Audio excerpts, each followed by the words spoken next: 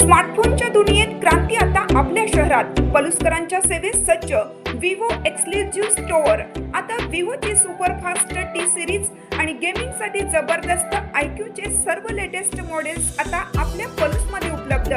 नको बजेटची चिंता, आमच्याकडे फायनान्स सुविधा. तर वाट कसली पाहताय, आजच भेट द्या. देशभूषण शीतल सावळवाडी यांचे Vivo exclusive store, Meenakshi Chitramandir जवळ, तासगाव रोड, पलूस. संपर्क 94 21 22 42 54 किंवा 91 72 57. आष्टाश्री चौंडेश्वरी देवीच्या भावई उत्सवात आळूमुळू खेळ उत्साहात. आष्टा येथील ग्रामदैवत श्री चौंडेश्वरी देवीच्या भावई उत्सवानिमित्त शुक्रवारी रात्री पार पडलेल्या कंकण विधी आणि शनिवारी झालेला पारंपरिक आळूमुळू व घोडी खेळ मोठ्या उत्साहात आणि भक्तिमय वातावरणात संपन्न झाला. या पारंपरिक सोहळ्याला हजारो भाविक व नागरिकांनी उपस्थिती लावली. शुक्रवारी रात्री 11 वाजता भावकाई मंदिरात कंकण बंधन विधी पार पडला. कंकण बंधन म्हणजे एखादे कार्य पूर्ण करण्यासाठी वचनबद्ध होणे, अशी या विधीमागील धार्मिक परंपरा आहे. विधीनुसार देवीचे सैनिक राक्षसांचा वध करण्याची प्रतिज्ञा करतात. यावेळी भावकाई मंदिरात 16 खेळगडी एकत्र येऊन त्यांच्या हातात कंकण म्हणून धागा बांधण्यात आला. त्यानंतर पानाचा विडा उचलून देवीचे सैनिक दैत्यांचा शोध घेण्यासाठी बाहेर पडल्याची परंपरा पार पाडण्यात आली.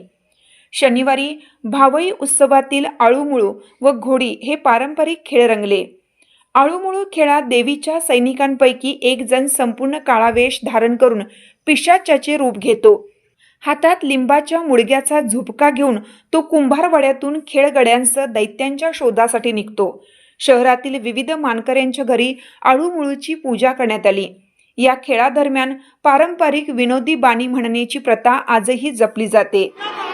आळूमुळूच्या हातातील लिंबाच्या झुंबऱ्याचा मात चुकवण्यासाठी युवकांची धावपळ आणि त्यातून निर्माण होणारा उत्साह पाहण्यासारखा होता. महिलांसह हजारो भाविकांनी या पारंपरिक खेळाचा आनंद घेतला.